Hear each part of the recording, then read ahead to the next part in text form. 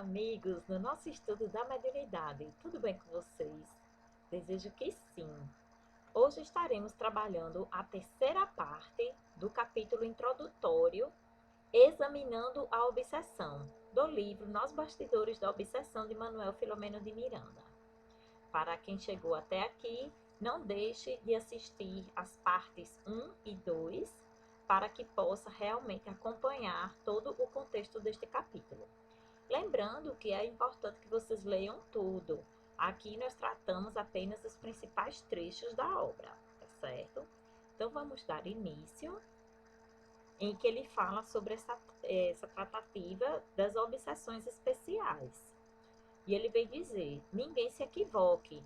Obsessores há desencarnados que exercem maléfica influenciação sobre os homens.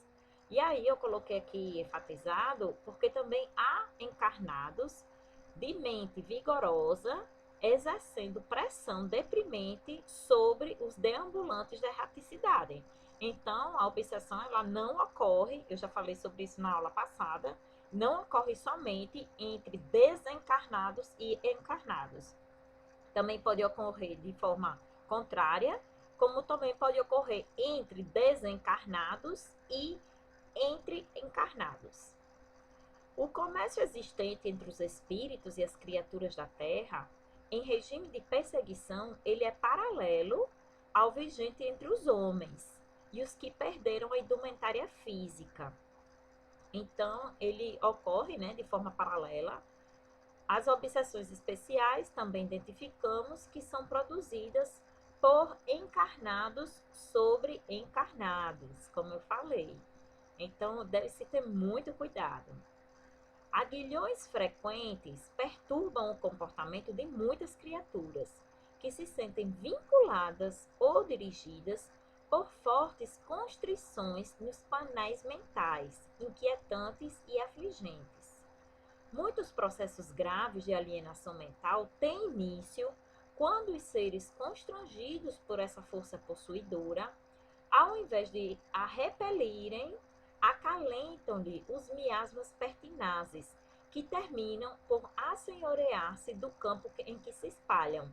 Então, como eu falei também na aula passada, aqueles relacionamentos, por exemplo, entre encarnados, em que um parece querer ter domínio sobre o outro, sobre os gostos, sobre a vontade, um ciúme excessivo, como pretexto de que aquilo é uma forma de amor e de cuidado, isso deve ser muito bem observado e analisado. Se a pessoa já está tão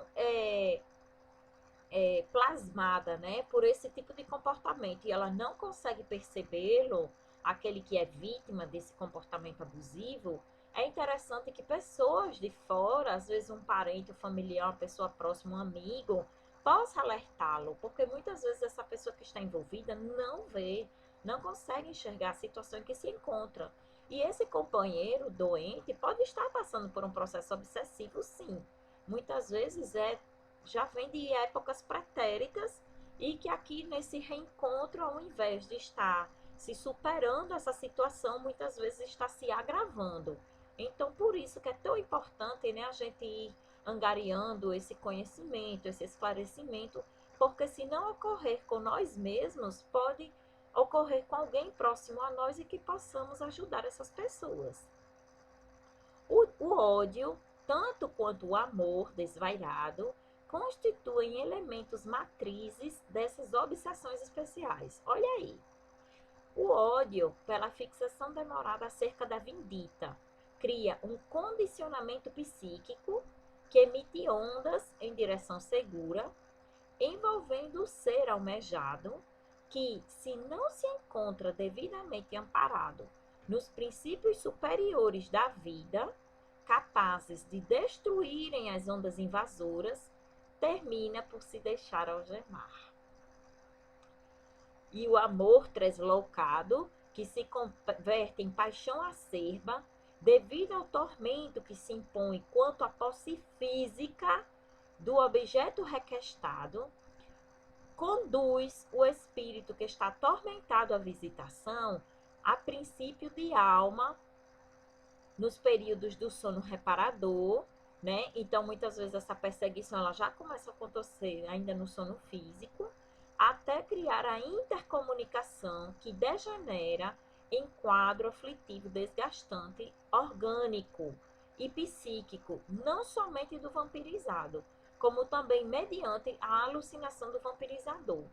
O que é que acontece? Muitas vezes essa pessoa que está enferma, né, com o seu amor enfermo, ele começa a passar um processo obsessivo ainda durante o sono físico.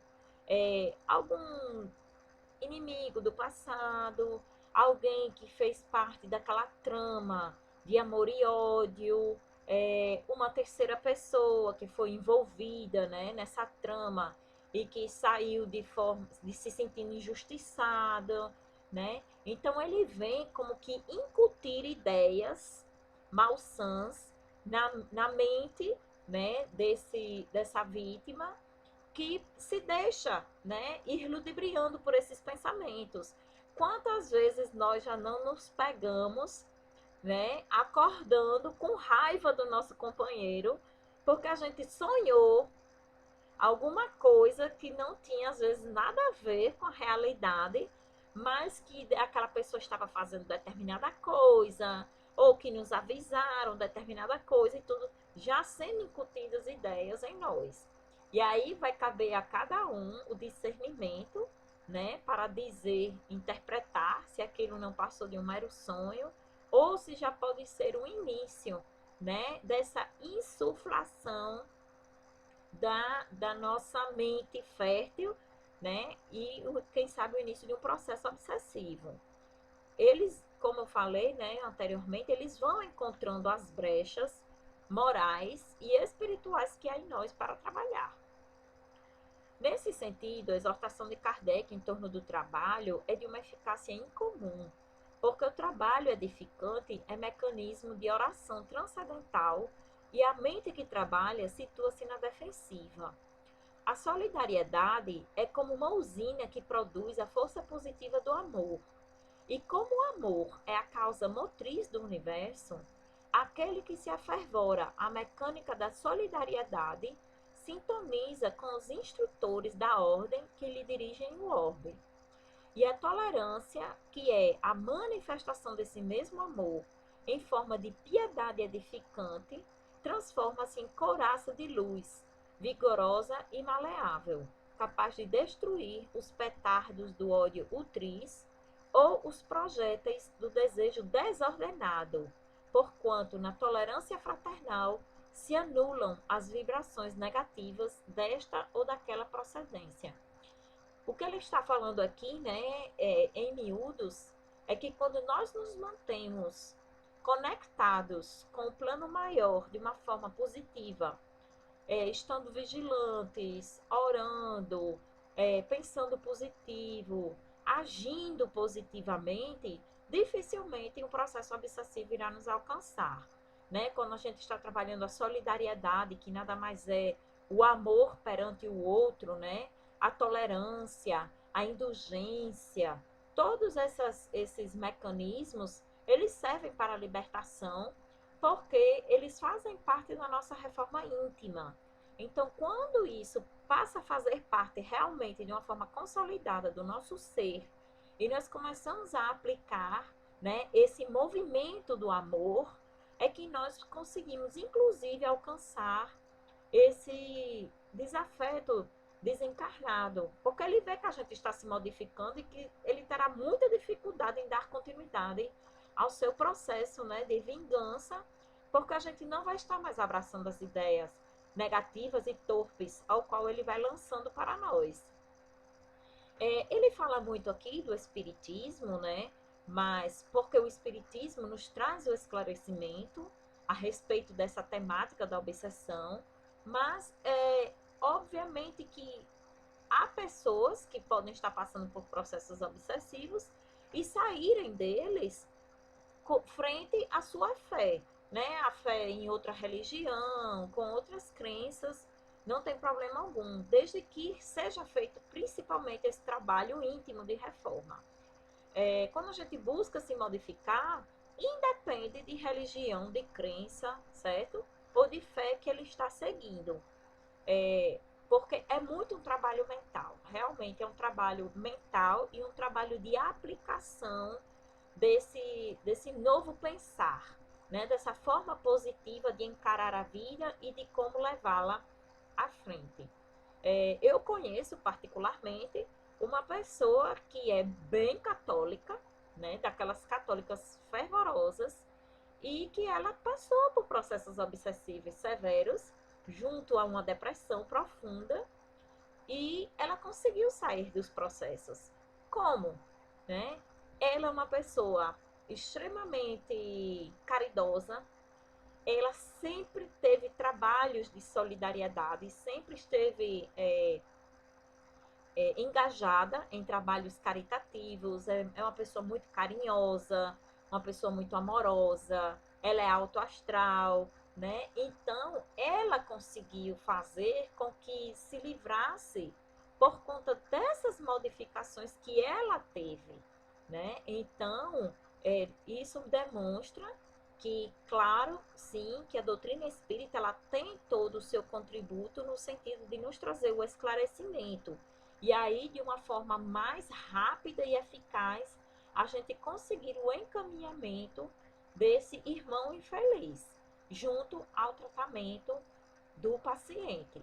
Mas não quer dizer que através de outros mecanismos não seja conseguido fazer, certo?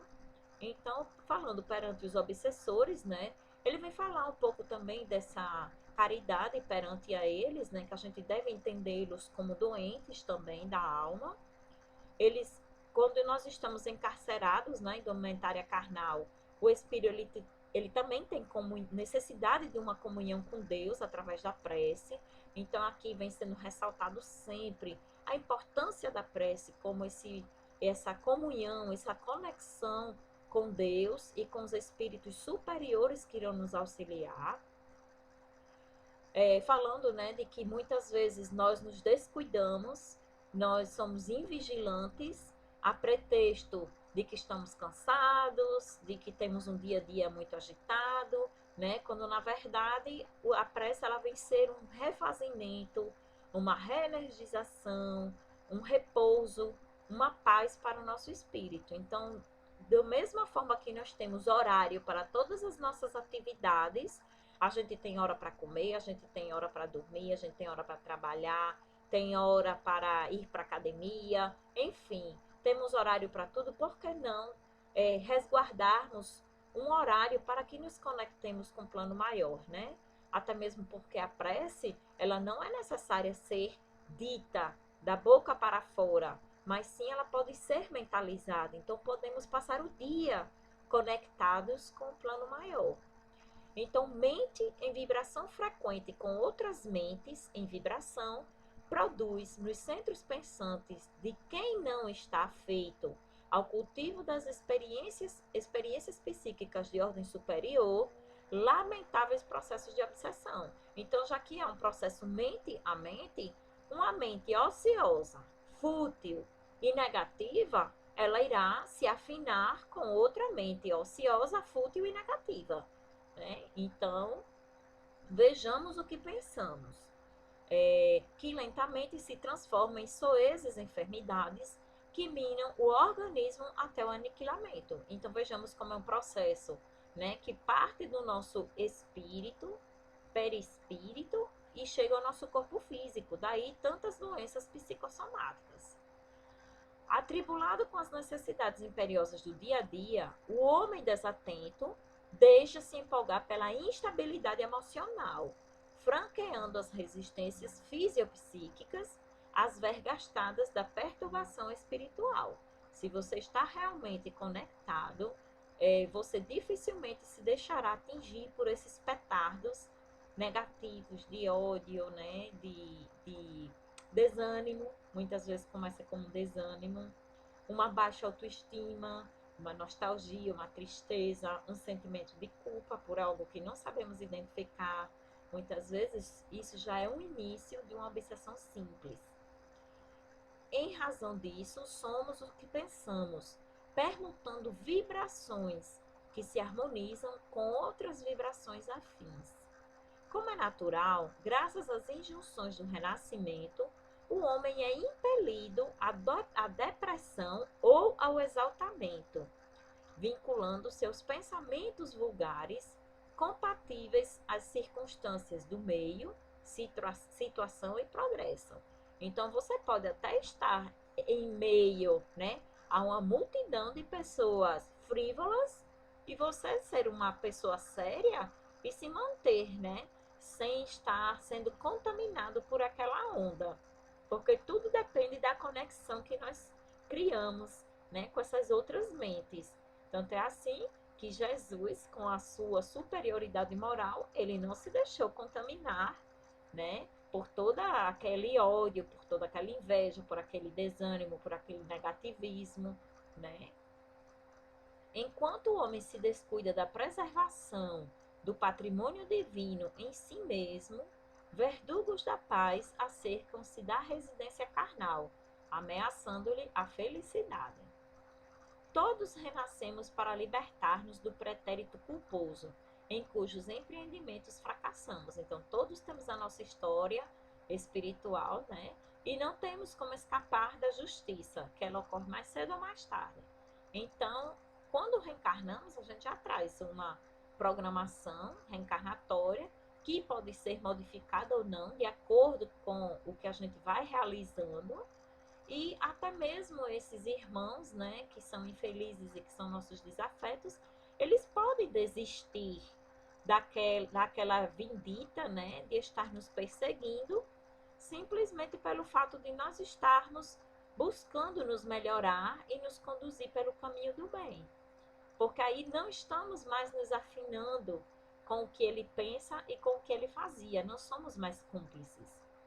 E como a dívida se nutre do devedor, enquanto não nos liberamos do compromisso, ficamos detidos na retaguarda. Como nos libertarmos, né? Realmente é pela mudança.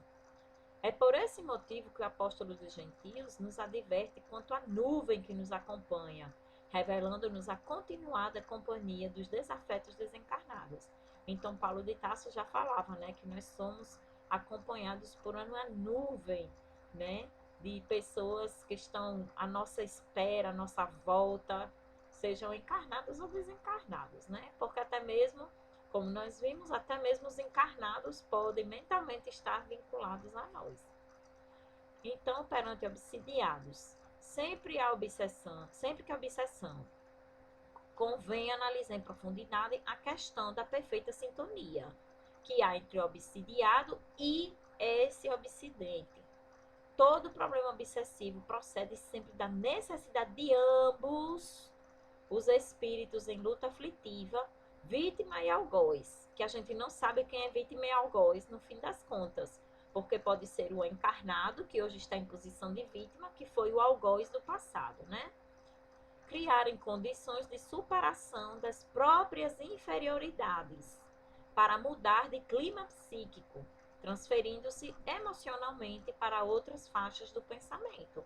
O próprio Divaldo Pereira Franco, ele conta sobre o seu inimigo do passado, né, o que ele chamava de máscara de ferro, se eu não me engano, ou máscara negra, eu não lembro bem, perdão. Mas ele fala que esse perseguidor o acompanhou quase a vida toda e que ele somente desistiu quando realmente viu a mudança dele para melhor, né? Em que ele estava buscando ser um ser humano melhor, ser uma pessoa caridosa. Ele já tinha a mansão do caminho fundada e trabalhando por muitos anos, mas ainda assim ele o perseguia, porque ele não acreditava na mudança dele. E ele finalmente se convenceu e se afastou quando Divaldo recebeu uma nova criança órfã, quando ele já estava com a casa lotada, e ele ainda assim recebeu mais essa criança, que era uma menina, e ele a recebeu, a acolheu para também adotá-la na mansão do caminho. E aí o Máscara disse: hoje você me convenceu, porque essa que está aí é a minha mãe. E aí foi a partir daí que ele se convenceu que realmente havia uma mudança nele. E ele passou até a respeitá-lo, né? E a partir disso ele se afastou. Então vejamos como esses desafetos nos acompanham desde o pré-berço até a nossa vida quase toda. Mas eles podem sim se modificar junto conosco. Quem sabe às vezes ele não pode até virar o nosso amigo, né? E passar a nos acompanhar nos trabalhos, né, de caridade, desses trabalhos de solidariedade e estar crescendo junto conosco. O obsessor, ele não é somente um instrumento da justiça que dele se utiliza, mas também um espírito profundamente enfermo e infeliz, perdão, carecente de terapêutica do amor e do esclarecimento para a sublimação de si mesmo, da mesma forma que nós, né? O obsidiado, por sua vez, vinculado vigorosamente à retaguarda, assaltado quase sempre pelos fantasmas do remorso inconsciente ou do medo cristalizado, a se manifestarem como complexos de inferioridade e de culpa. Então, todos esses complexos também podem fazer parte já desse processo obsessivo, né, em que esse inimigo ele vem sempre estar nos relembrando o que nós fizemos, conduz o fardo das dívidas para necessário reajustamento, através do abençoado roteiro carnal. Quando jungido à expiação inadiável, por acentuada rebeldia em muitos avatares, renasce sob o estigma da emoção torturada, apresentando desde o berço os traços profundos da ligação com os comensais que se lhe mantam em intercâmbio fluídico de consequências imprevisíveis. Ele fala aqui da terapia espírita, né? Que é um convite do enfermo para a responsabilidade, conclamando a uma autoanálise honesta, de modo a que ele possa romper as imperfeições, reformulando propósitos de saúde moral e mergulhando nos rios claros da meditação para prosseguir revigorado sendo afora. Então, desde que se faça um programa, né, de melhoria íntima, vai se deslindando esses vínculos, né, esses liames que há entre encarnado e desencarnado, como eu já falei. Assim, considerando-se sempre a doutrina espírita como medida profilática, mesmo porque, se até hoje não foi afetada a sua organização fisiopsíquica, isto não isenta de, no futuro, tendo em vista que aprendendo e refazendo lições, como é do programa da reencarnação para todos nós, o seu ontem pode repontar rigoroso hoje ou amanhã, chamando ao ajuste de contas com a consciência cósmica que nos dirige. Então, mesmo aqueles que estão dentro da doutrina espírita, eles podem passar por processos obsessivos, mas tão importante é estar esclarecido e, principalmente, sempre vigilante, né? Para que realmente a gente não se deixe cair nessas malhas. Perante obsidiados, aplique a paciência e a compreensão, até porque pode acontecer com qualquer um de nós, ninguém está isento. A caridade da boa palavra e do passe, o gesto de simpatia e cordialidade.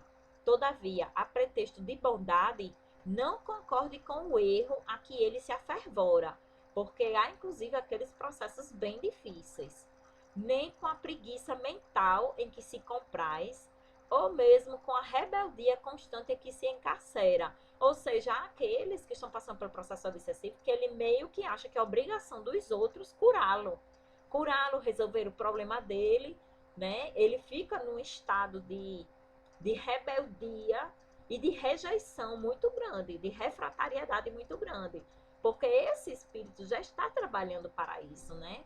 Para que ele não se deslinde dessa malha, né? Dessa trama toda. Então, mais ainda, aqueles que estão ao redor têm que ter paciência, tolerância e esclarecimento para poder fazer tudo da melhor forma. Ajude o quanto possa, no entanto, insista para que ele se ajude. Gente, esta parte aqui, joguem purpurina, soltem uns 10 foguetões, porque é o mais importante. Contribuindo para com a ascensão do seu próprio espírito auxiliar, aquele outro ser que ligado a ele por imposição da justiça divina, tem imperiosa necessidade de evoluir também. Então, tudo pode acontecer de forma que os dois sejam atendidos, né? Que aí estaremos realizando a libertação de dois, no lugar de somente um. Porta de luz. Então, ele vem falar aqui sobre quando nós estamos em zonas de infelicidade, né? Zonas umbralinas, zonas de treva total, como se pode falar, né? Falando a grosso modo, purgatório, mas que a gente encontra uma luz e que, inclusive, essa luz, essa porta, pode ser o trabalho mediúnico, em que a gente pode se auxiliar auxiliando o próximo. E ele diz: avalie o significado de uma porta libertadora que subitamente se abrisse, convidativa, banhada que fosse de fraca, mas significativa luz, através da qual, transposta a mínima distância entre você e ela, poderia ouvir consolo, chorar sem desespero, lenindo as próprias angústias e repousar, além da qual doce canto embalante ciciasse uma melopéia conhecida ou uma Barceuse reconfortante. Após vencida, revisse paisagem esquecida e agradável, e dilatados os ouvidos, escutasse a pronúncia de um terno nome em relação a você, chamando-o irmão. Depois de que roteiro e medicamento chegassem salvadores, inaugurando a experiência feliz, traspassada a expiação inominável. Eu não trouxe aqui, né, mencionando o que havia antes, porque como eram de ordem realmente bem inferior, eu não quis trazer para não nos banharmos de conteúdo negativo. Mas ele falando, né, quando nós estamos em zonas de sombras, o que pode, né, trazer-nos luz. E ele, você venderia certamente 1000 vezes esse portal de acesso. E tal região, não muito longe de nós, entre os desencarnados e encarnados, são os vales purgatoriais, para os que transpõem o umbral da morte, narcotizados pela insânia e pelo crime. E tal porta fascinante é a mediunidade socorrista, de que você se encontra investido na tessitura física, ao alcance de um pouco de disciplina e abnegação. Falando, né, daqueles médiuns que podem trabalhar e muitas vezes são revoltados, não querem desenvolver a sua mediunidade, não querem trabalhar, e aí acabam que se desequilibram muito mais. Examinando quanto você gostaria de receber auxílio se ali estivesse, pense nos que lá estão e não demore mais em discussões inócuas ou em desculpismo injustificável. Quantas desculpas nós já não ouvimos por aí para nunca começar esse programa de desenvolvimento equilibrado da sua mediunidade? Já ouvimos milhares delas, e algumas mais do que justificáveis, mas que sempre que se possa, não deixemos de dar início, né?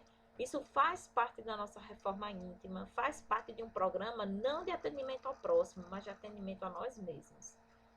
Doando-se em silêncio, longe dos que aplaudem faculdades mediúnicas, coloque as suas possibilidades a benefício dos sofredores, nas sessões especializadas, e granjeará um crédito de bênçãos que lhe ensejará também liberdade e iluminação, à semelhança daquele que, médium do Pai, se fez o doce irmão de todos nós, milênios afora.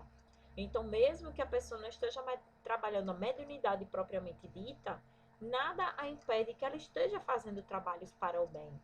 Ah, mas eu não estou podendo sair de casa, não tem problema. Você mandando uma mensagem para cada pessoa, um dia que seja da semana, perguntando como ela está, se ela está precisando de alguma coisa, se quer conversar, isso já é um trabalho para o bem. Então, tantas coisas podem ser feitas. Será que a gente está tão amarrado assim que não pode, sempre terá uma desculpa para tudo? Então, pensemos sobre isso e vejamos onde nós estamos colocando as nossas prioridades. Se é realmente para a nossa evolução espiritual ou se estamos com interesses puramente físicos e materiais. Falando sobre reuniões sérias. As reuniões espíritas de qualquer natureza devem revestir-se do caráter elevado de seriedade. Lembrando que este capítulo sobre reuniões é trabalhado também no Livro dos Médiuns, certo? Tem um capítulo específico sobre isso. Elegendo como santuário qualquer lugar onde se vivam as lições incorruptíveis de Jesus, o Espiritismo ensina que o êxito das sessões se encontra na dependência dos fatores objetivos que as produzem, das pessoas que as compõem e do programa estabelecido.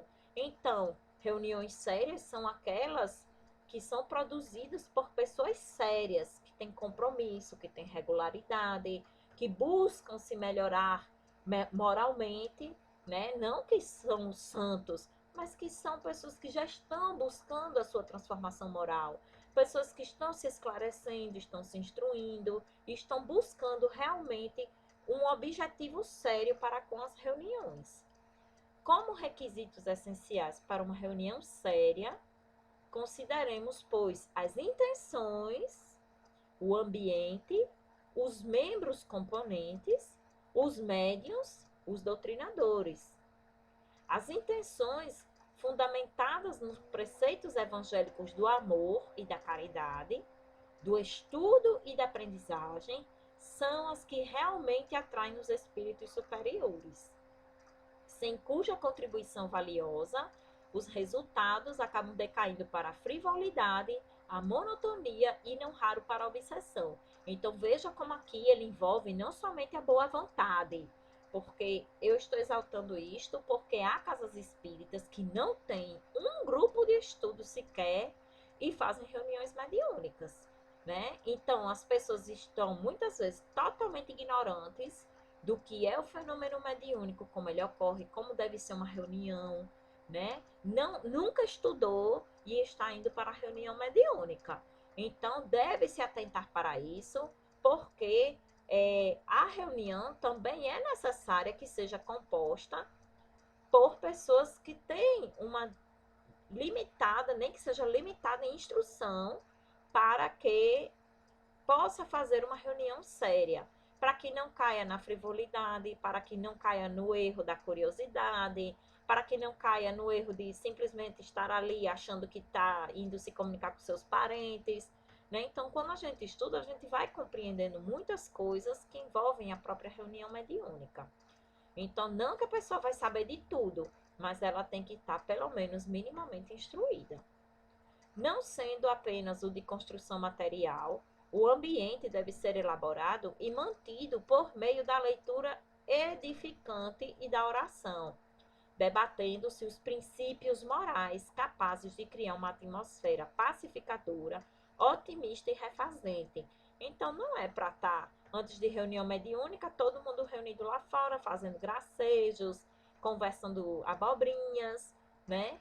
Por que que as pessoas não vão diretamente para a sala, já vão fazendo uma leitura edificante, enquanto estão ali começando, né, a se concentrar? A equipe espiritual já está ali a postos há muito tempo, porque eles organizam o ambiente há muito tempo, com muito tempo de antecedência. Então, que as pessoas também busquem fazer o seu papel da melhor forma possível, não desvalorizando o tanto de trabalho que os espíritos estão tendo para fazerem um trabalho exitoso. Os membros componentes devem esforçar-se por manter os requisitos mínimos. Olha só, gente, que eu acabei de falar. De conseguirem instruir-se, elevando-se moral, mental e espiritualmente, através do devotamento contínuo, incessante, para a fixação da ideia espírita de elevação que lhes deve tornar pauta de conduta diária. Isso faz com que, inclusive, se evite muita mistificação, que é o que mais ocorre quando não se tem o estudo.